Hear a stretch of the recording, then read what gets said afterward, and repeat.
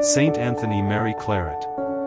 The spiritual father of Cuba was a missionary, religious founder, social reformer, Queen's chaplain, writer and publisher, archbishop, and refugee. He was a Spaniard whose work took him to the Canary Islands, Cuba, Madrid, Paris, and to the First Vatican Council.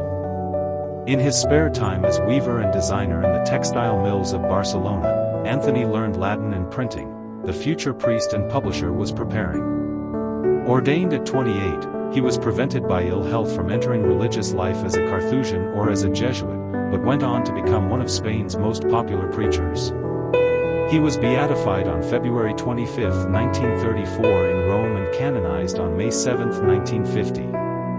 Anthony Mary Claret spent 10 years giving popular missions and retreats, always placing great emphasis on the Eucharist and devotion to the Immaculate Heart of Mary.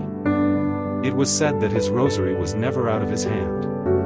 At age 42, he founded a religious institute of missionaries beginning with 5 young priests, known today as the Claretians. Anthony Mary Claret was appointed to head the much-neglected Archdiocese of Santiago in Cuba. He began its reform by almost ceaseless preaching and hearing of confessions, and suffered bitter opposition mainly for opposing concubinage and giving instruction to black slaves.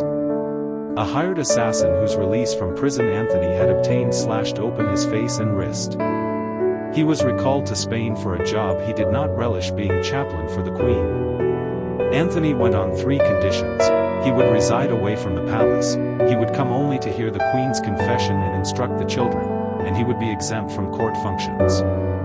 In the Revolution of 1868, he fled to Paris with the Queen's party, where he preached to the Spanish colony. All his life Anthony Mary Claret was interested in the Catholic press. He founded the Religious Publishing House, a major Catholic publishing venture in Spain, and wrote or published 200 books and pamphlets. At Vatican I, where he was a staunch defender of the doctrine of infallibility, Anthony won the admiration of his fellow bishops. Cardinal Gibbons of Baltimore remarked of him, "There goes a true saint." At the age of 63, he died in exile near the border of Spain. Prayers of Saint Anthony Mary Claret.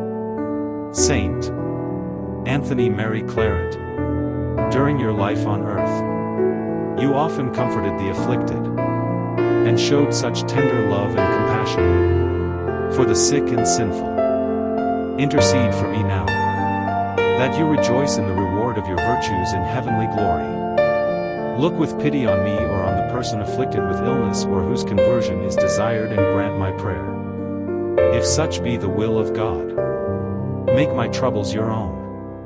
Speak a word for me to the Immaculate Heart of Mary, to obtain by her powerful intercession the grace I yearn for so ardently, and a blessing to strengthen me during life.